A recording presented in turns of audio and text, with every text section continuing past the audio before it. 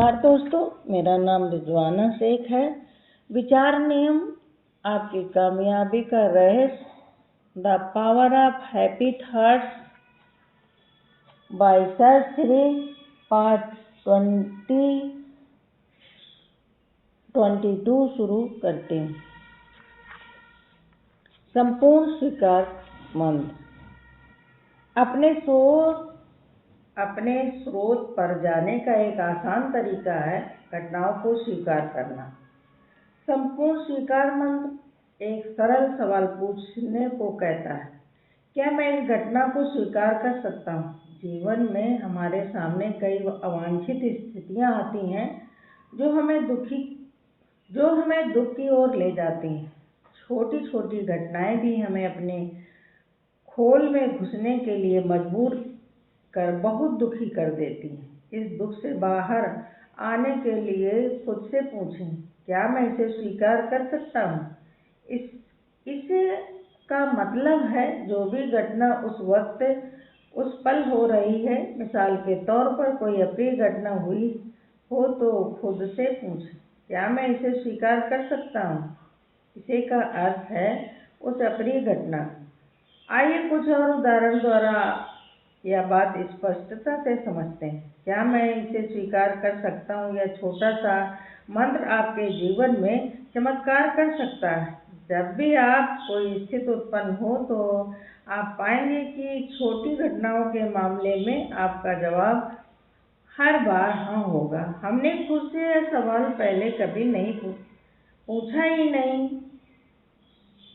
पूछा ही नहीं, इसी वजह से हम सिकुड़ और सकुचा गए। अब इस मंत्र को दोहराने के बाद आप आगे से बंद जीवन नहीं जिएंगे। जब आप छोटी घटनाओं में इस मंत्र को अपनाते हैं तो आप पाएंगे कि 99% औसत घटनाओं के मामले में आपका जवाब हाँ ही होगा। औसत या मध्यम घटनाएं जैसे कोई छोटा एक्सीडेंट या किसी के द्वारा किया गया अपमान जिसमें आप तत्काल बौखला जाते हैं, उस पल खुद से पूछें, उसने मेरा अपमान किया, क्या मैं इसे स्वीकार कर सकता हूँ? आप देखेंगे कि 99% मामलों में आपका जवाब हाँ ही होगा। इससे आप तत्काल उस विचार से मुक्त हो जाएंगे। हाँ जवाब आने के बाद आपकी कई समस्याएं सुलझ जाती। बस हर स्थिति में खुद से यह सवाल पूछने की आदत डालें कि क्या मैं इसे स्वीकार कर सकता हूँ? फिर होगा या कि सुबह उठने पर भले ही कोई चीज़ गलत हो जाए, कोई शरारत कर दे या आप टेप रिकॉर्डर तेज बजने का शोर सुने, तो आपकी प्रतिक्रिया शांति ही रहेगी। चाहे घटना जो भी हो, खुद से पूछें, क्या मैं इसे स्वीकार कर सकता हूँ? और यदि आप उस शोर को स्वीकार कर सकते हैं तो आप कहेंगे, इसे बजने दो। अगर मुझे कुत्ते भौंक रहे हैं तो उन्हें भौंकने दो। मैं इसे स्वीकार कर रहा हूँ। इस स्वीकार भाव के साथ राहत का एहसास आपके भीतर हिलोरे मारने लगेगा। इस मंत्र को दोहराने पर अगर जवाब मिलता है नहीं, मैं इसे स्वीकार नहीं कर सकता, तो आपको इस अस्वीकार को भी स्वीकार करना चाहिए। इसे एक उदाहरण से समझें। यदि आपको महसूस होता है कि मैं इस आदमी का चेहरा बर्दाश्त नहीं कर सकता, तो खुद से पूछें, क्या मैं इसे अस्वीकार को स्वीकार कर सकता हूँ? यदि आप चिंतित हैं और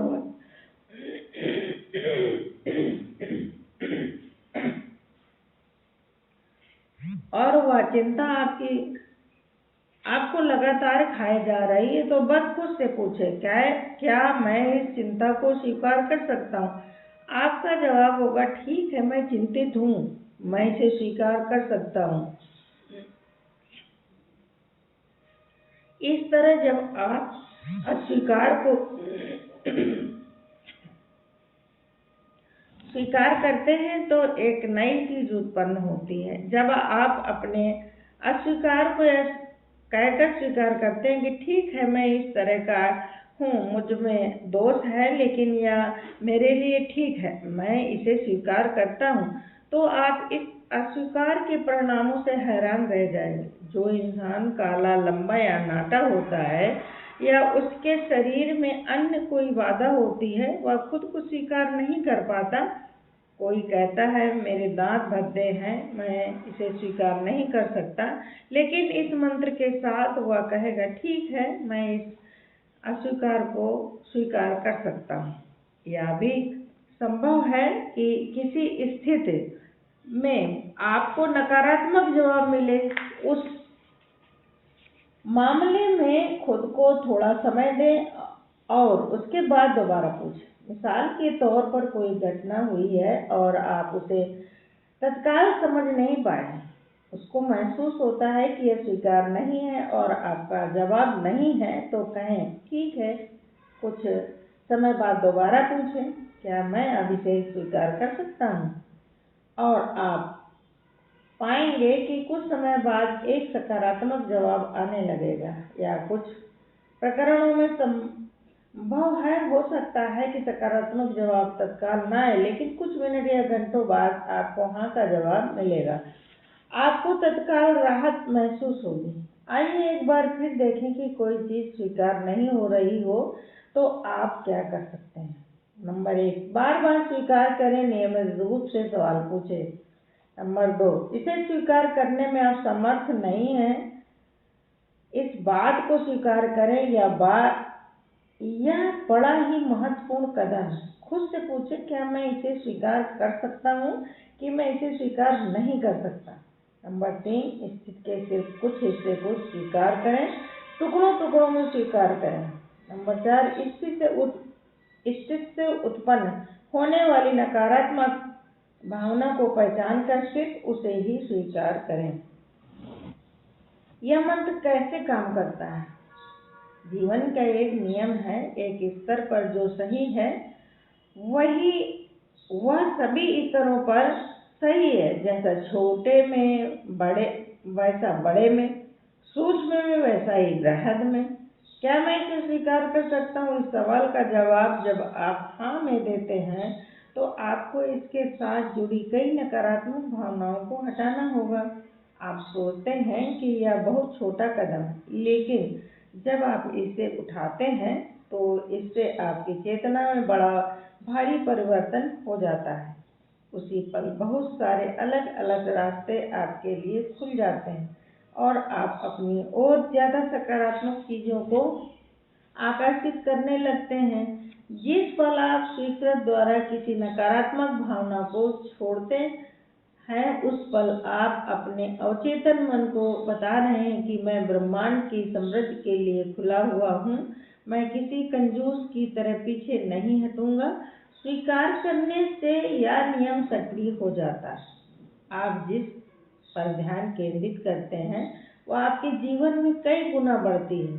छोड़ने का छोटा सा काम हमारे जीवन के हर पहलू में हमारी मदद करता है। इससे आप न सिर्फ मानसिक रूप से स्वतंत्र हो जाते हैं, बल्कि आपके शारीरिक, भावनात्मक, सामाजिक, आर्थिक पहलुओं पर भी असर होता है और एक सिलसिला शुरू हो जाता है या आपके पूरे अस्तित्व में गूंजने लगता है, जो आपको पहले से अलग जगह पहुंचा देता है। आप इस ज्ञान का उपयोग कैसे करें कि स्वीकार जैसा छोटा काम भी चेतना में इतना बड़ा परिवर्तन कर सकता है। जवाब सरल है। जब भी आप खुद को किसी बड़ी समस्या से परेशान पाएं, कोई छोटी चीज स्वीकार करें जो या तो समस्या से जुड़ी हो या उससे अलग हो। इस छोटे काम के बाद आपको ज्यादा बड़े काम करने में आसानी होगी। आप कैसे जानें कि यह मंत्र आपके लिए कारगर है? केमिस्ट्री में लिटमस टेस्ट करके यह बात किया जाता है कि कोई चीज अम्लीय है या नहीं। लिटमस एक खास किस्म का फिल्टर पेपर होता है जो अम्लीय स्थितियों में लाल हो जाता है। इससे जांचा जाता है कि केमिकल रिएक्शन सफल था या नहीं और अम्ल बना या नहीं। इसी तरह कोई ऐसा टेस्ट है जो आपको बता दे कि आपकी स्वीकृति सफल हुई है या नहीं। ऐसा टेस्ट है जब आप किसी चीज को स्वीकार कर लेते हैं तो समस्या या स्थिति नई और अलग दिखने लगती है। तो आप यह लिटमस टेस्ट कैसे करें? सरल है, अपने मन में स्थिति की समीक्षा करें, समस्या को दोबारा देखें। यदि आपकी स्वीकृति ने काम कर लिया है या आमतौर पर कर देती है तो समस्या या स्थिति ज़्यादा हल्की और स्पष्ट दिखने लगती है। यदि आप भी कोई नकारात्मक भाव बचा रह गया हो, यदि अब भी कोई नकारात्मक भाव बचा रह गया हो तो एक बार फिर यह पूछें, क्या मैं इसे स्वीकार कर सकता हूँ? इसके बाद एक बार फिर स्थिति को अपने मन में देखें, क्या यह हल्की हुई? ऐसा तब करते रहें जब तक कि आप पूरी तरह स्पष्ट न हो जाएं। नकारात्मक भावनाओं को शांत करने के लिए स्वीकार मंत्र का इस्तेमाल। नकारात्मक भावनाओं का दमन न करें, उन्हें ज्वालामुखी की तरह बाहर भी न निकालें। एक मध्य मार्ग होता है, अपनी नकारात्मक भावनाओं को व्यक्त कर दें। ऐसे समय होते हैं जब हो सकता है कि आप उन्हें व्यक्त ना कर सके या ना करना चाहें, फिर उन्हें स्वीकार कर लें। आप यह भी गौर करेंगे कि जब आप अपनी नकारात्मक भावनाओं को स्वीकार कर लेते हैं तो आप इस बारे में बात करने या उन्हें व्यक्त करने में ज़्यादा स्वतंत्र होते हैं। यदि आप उनका दमन करते हैं तो आमतौर पर वे दोबारा लौटकर आ जाते हैं। अगर आप ज्वालामुखी की तरह फटते हैं तो आप अपराध बोध की नकारात्मक भावनाएं भी महसूस करने लगेंगे। अपनी भावनाओं को अच्छे शब्दों में, जो शिकायत न लगे, व्यक्त करना अच्छा तरीका है। स्वीकृति ही वह स्प्रिंग बोर्ड है जिसमें आप स्वीकार कर सकते हैं। यदि जरूरत हो तो आप अपनी नकारात्मक भावना के आधार पर काम कर सकते हैं, लेकिन उसे स्वीकार करने और तटस्थ बनाने के बाद नकारात्मक भावना के मंच पर खड़े होकर कोई कार्य करने से आमतौर पर विपरीत परिणाम मिलते हैं और आप गलत दिशा में भटक जाते हैं। ऐसे में कारगर यह होता है कि जिस घटना से नकारात्मक भावना उत्पन्न हुई है उसे पूर्ण करें, फिर उसे स्वीकार करके भावना को तटस्थ करें और फिर यदि आवश्यक हो तो अभिव्यक्त करें और कार्य करें। भावनाओं को पहचानने का पहला कदम है इन्हें सही नाम देना। सामान्यतः सभी नकारात्मक भावनाएं 3 मौलिक भावनाओं पर आधारित होती हैं। नंबर 1 दुख, नंबर 2 क्रोध और नंबर 3 डर। इन तीनों भावनाओं के तहत यदि सारी भावनाओं को उनके वर्गानुसार बांट दिया जाए तो सारी बातें सूचीबद्ध तरीके से सामने आ जाती हैं या सूची आगे दी गई है। दुख, डर, क्रोध, अन्न, निराश होना, चिढ़ना, डरना, शर्माना, उदास होना, वितृष्णा का भाव, चिंतित होना, बोर होना, हताश होना, कुंठित होना, भयभीत होना, दुविधाग्रस्त होना, हतोत्साहित होना, उत्तेजित होना, आतंकित होना, पराजित होना, असहायता का भाव,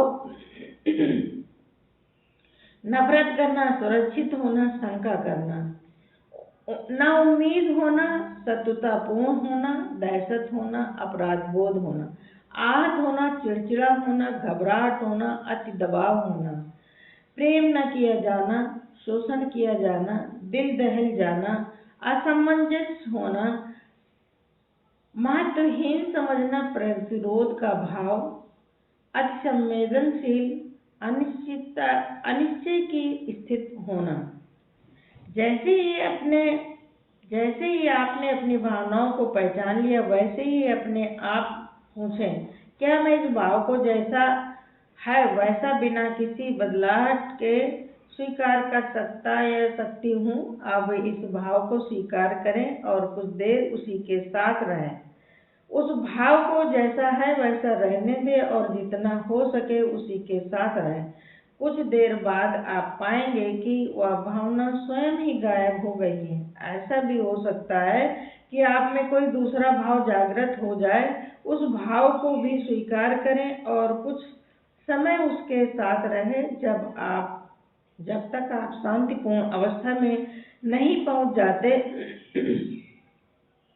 अब ऐसा होता है कि कुछ देर इस तरह रहने के बाद भावना विलीन होने लगती है।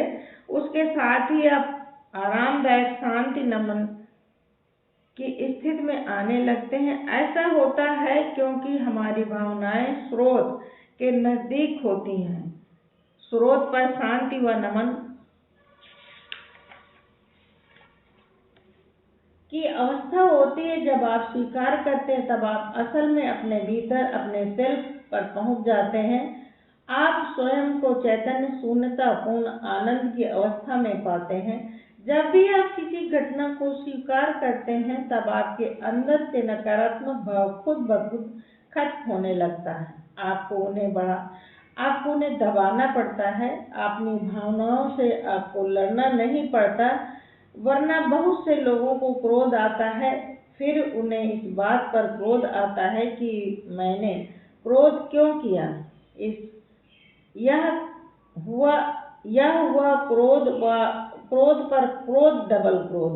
कुछ लोग पहले निराश होते हैं, फिर इस बात पर आमतौर पर निराश होते हैं कि वे निराश हैं।